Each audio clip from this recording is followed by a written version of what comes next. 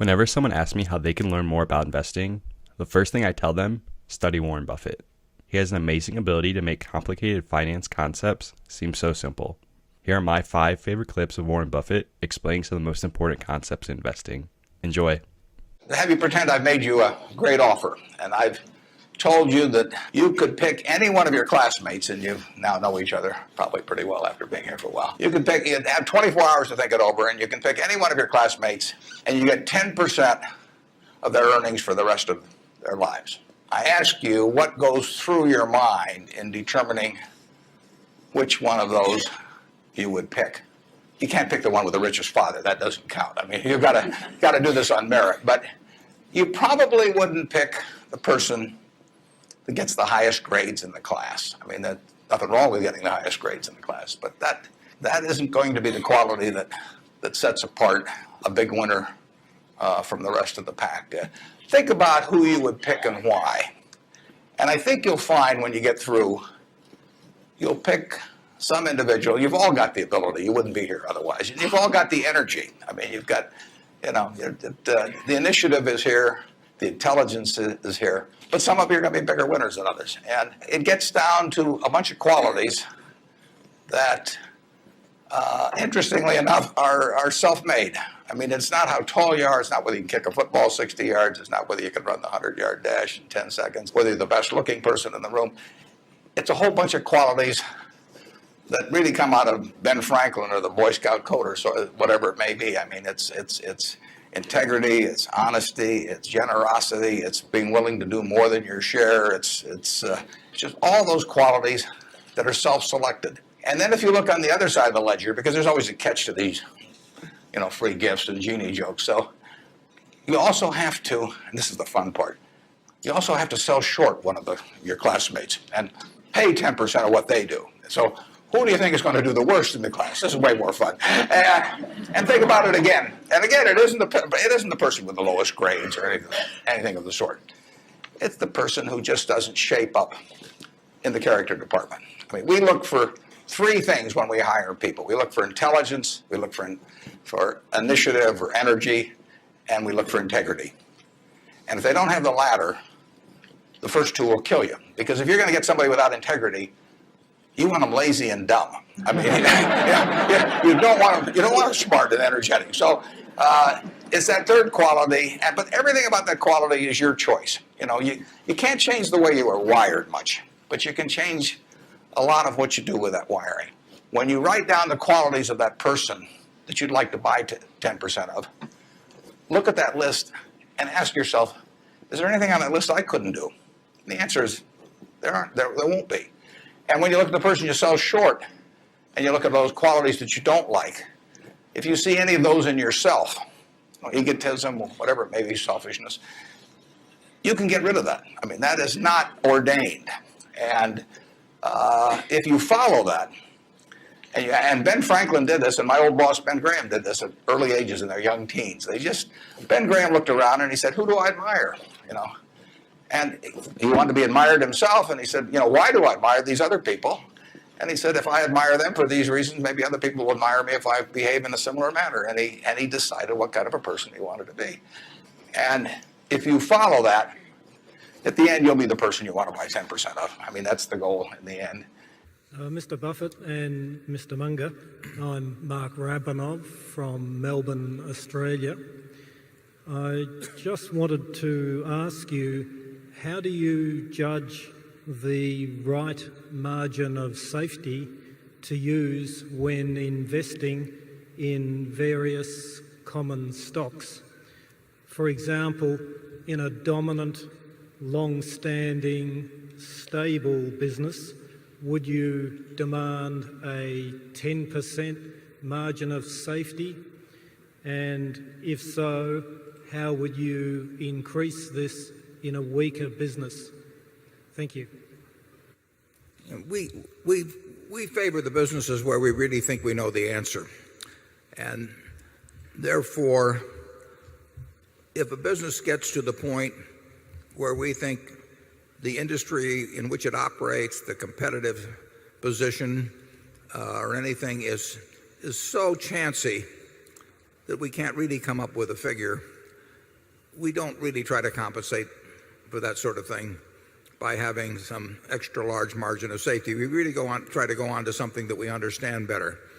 So if we buy something like See's Candy as a business or Coca-Cola as a stock, we don't think we need a huge margin of safety because we don't think we're going to be wrong about our assumptions in any material way. What we really want to do is buy a business that's a great business, which means a business is going to earn a high return on capital employed for a very long period of time and where we think the management will treat us right. And we don't have to mark those down a lot when we find those factors. We'd love to find them when they're selling at 40 cents on the dollar, but we will buy those at much closer to a dollar on the dollar. We don't like to pay a dollar on the dollar, but we'll pay something close. And if we really get to something, when we see a great business, it's like if you see somebody walk in the door and you don't know whether they weigh 300 pounds or 325 pounds, you still know they're fat, right? And so if we see something where we know it's fat financially, we don't worry about being precise, and if we can come in that particular example at the equivalent of 270 pounds, we'll feel good. But if we find something where the competitive aspects are, it's just the nature of the business that you really can't see out 5 or 10 or 20 years, because that's what investing is seeing out. You don't get paid for what's already happened. You only get paid for what's going to happen in the future. The past is only useful to you in the extent to which it gives you insights into the future. And sometimes the past doesn't give you any insights into the future. And in other cases, like the stable business that you postulated, it probably does give you a pretty good guideline as to what's going to happen in the future. And you don't need a huge margin of safety. You should have something that you always should feel you're getting a little more than what it's worth. And there are times when we've been able to buy wonderful businesses at a quarter of what they're worth. But we haven't seen those. Well, we saw it in Korea here recently, but you don't see those sort of things very often. And does that mean you should sit around and hope they come back for 10 or 15, wait 10 or 15 years? That's not the way we do it. If we can buy good businesses at a reasonable valuation, we're going to keep doing it. Charlie? Yeah, that margin of safety concept boils down to getting more value than you're paying. And that value can exist in a lot of different forms. If you're paid 4 to 1 on something that's an even money proposition, why, that's a value proposition too. It's high school algebra, and people who don't know how to use high school algebra should take up some other activity. I would say this: if you have doubts about something being in your circle of competence, it isn't. I mean, in other words, I would look down the lists of businesses, and I will bet you that you can understand a Coke bottler, you can understand the Coca-Cola company, you can understand McDonald's, you can understand in a general way General Motors. You may not be able to value it, but there are all kinds of business. You can certainly understand Walmart. That doesn't mean whether you decide what the price should be, but you understand Walmart. You can understand Costco, and if you get to something that your friend is buying, or that everybody says a lot of money's going to be made in, you're not sure whether you understand it or not, you don't.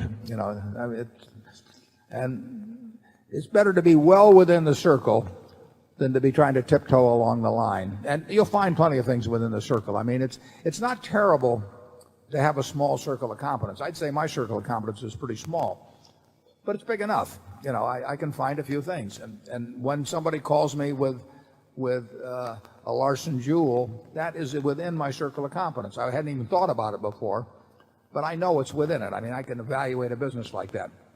And if I get called, I got called the other day on a very large finance company.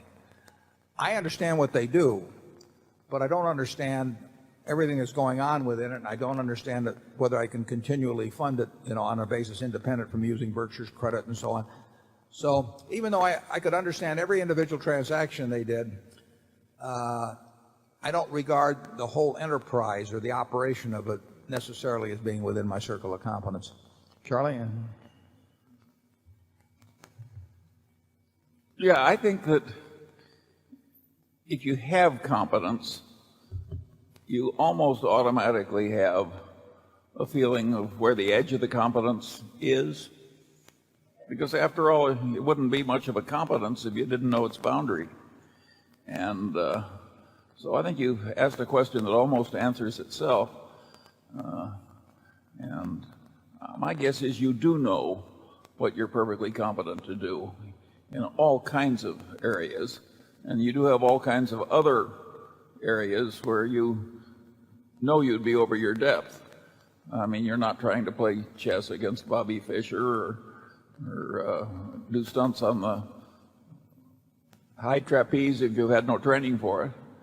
My guess is you know pretty well where the boundaries of your competence lies, and I think you also probably know pretty well where you want to stretch the boundary. And you've got to stretch the boundary by working at it, including practice. One of the drawbacks to Berkshire, of course, is that Charlie and I, our circles largely overlap, so you don't get two big complete circles at all, but that's just the way it is. Probably why we get along so well, too. Good morning. I know you're famed for your success, but I was curious if there were any particular moments in your life that, or mistakes or failures that you've made that were particularly memorable, what you may have learned from them, and if you had any particular advice for the students here in dealing with discouraging circumstances. Yeah, I've made a lot of mistakes. Biggest mistake, well, not the biggest, necessarily the biggest, but buying Berkshire Hathaway itself was a mistake because Berkshire was a lousy textile business, and I bought it very cheap. I'd been taught by Ben Graham to buy things on a quantitative basis. Look around for things that are cheap, and that I was taught that, say, in 1949 or 50. It made a big impression on me. So I went around looking for what I call used cigar butts of stocks. And the cigar butt approach to buying stocks is that you walk down the street and you're looking around for cigar butts and you find this, on the street, this terrible looking, soggy, ugly looking cigar, one puff left in it. But you pick it up and you get your one puff. It's disgusting, you throw it away, but it's free. I mean, it's cheap. And then you look around for another soggy, one puff cigarette. Well, that's what I did for years. It's a mistake. Although you can make money doing it, but you can't make it with big money. It's so much easier just to buy wonderful businesses. So now I would rather buy a wonderful business at a fair price than a fair business at a wonderful price. But in those days, I was buying cheap stocks. And Berkshire was selling below its working capital per share. You got the plants for nothing. You got the machinery for nothing. You got the inventory and receivables at a discount. It was cheap. So I bought it. And 20 years later, I was still running a lousy business. And that money did not compound. You really want to be in a wonderful business because the time is the friend of the wonderful business. You keep compounding, it keeps doing more business, and you keep making more money. Time is the enemy of the lousy business. I could have sold Berkshire, perhaps liquidated it, and made a quick little profit, one puff. But staying with those kind of businesses is a big mistake. So you might say I learned something out of that mistake, and I would have been way better off taking what I did with Berkshire is I kept buying better businesses. I started an insurance business, See's Candy, the Buffalo, all kinds of things. I would have been way better doing that with a brand new little entity that I'd set up rather than using Berkshire as the platform. Now I've had a lot of fun out of it. I mean, everything in life seems to turn out for the better, so I don't have any complaints about that, but it was a dumb thing to do. Warren, what do you do that's different than 90% of the money managers who are in the market? Certainly most of the professional investors focus on what the stock is likely to do in the next year or two, and they have all kinds of arcane methods of approaching that, but they do not really think of themselves as owning a piece of a business. The real test of whether you're investing from a value standpoint or not is whether you care whether the stock market is open tomorrow. If you're making a good investment in a security, it shouldn't bother you if they close down the stock market for 5 years. All the ticker tells me is the price. Yeah. And I can look at the price occasionally to see whether the price is outlandishly cheap or outlandishly high. But prices don't tell me anything about a business. Business figures themselves tell me something about a business, but the price of a stock doesn't tell me anything about a business. I would rather value a stock or a business first and not even know the price so that I'm not influenced by the price in establishing my valuation, and then look at the price later to see whether it's way out of line with what my value